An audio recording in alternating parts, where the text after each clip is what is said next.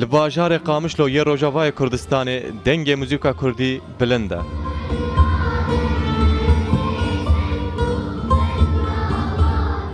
Li navenda Mihemed Şêxo bo çand û hunerê, Koma Orkestraya Rojava bi beşdariya hejmarek ji zarokên Kurd ku ev 3 salin fêrî amûrên cûr bi cûr yên muzîkê bûne, şevbihêrkeke muzîkê li dar xistin.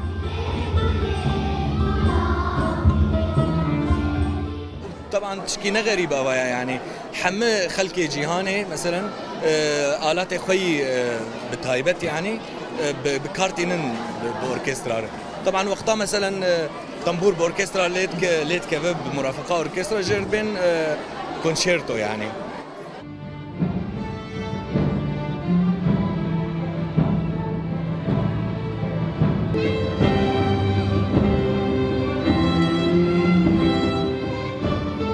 Ev yekem Koma Orkestrayê ku li herêma Cezîra Rojavayê Kurdistanê tê avakirin.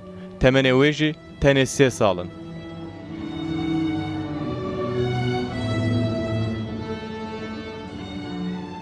Bi hestên xwe yên nazik, zarokên Kurd orkestrayeke balkêş ya muzîkê pêşkêş dikin.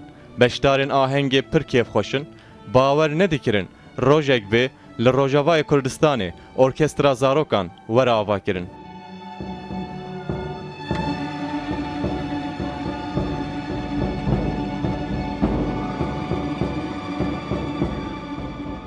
في اوضاع زحمه الرجافات شبابي يعني تشتكي قلكي باشا يعني لانه ما بحورة راستي واوركسترا جنبها ببينن تميمة التلفزيون عاد ديت بس با اوضاعي مي زحمه انه جمع شبو تشتكي قلكي خوش براستي يعني از قلكي كيف خوش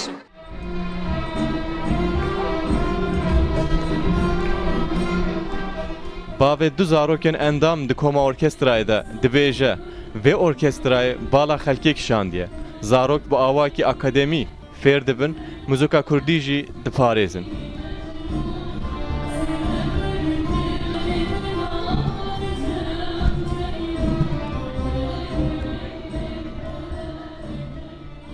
Zarokemî jî beşdarin divê keçik û kurkemî jî beşdarin divê komê de. Rastî mîro kêfxweşin û dilxweşin û hazir bûne. Musîqa kewil û nazik û xweşik û rind avakirî ser nota.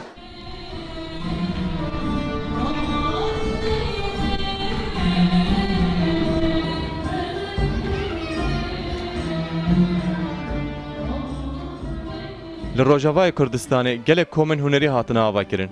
Ev Koma Orkestrayê di 24 îlona 2016 de ji aliyê desteya çand û hunerê ve hatiye avakirin û berdewam e.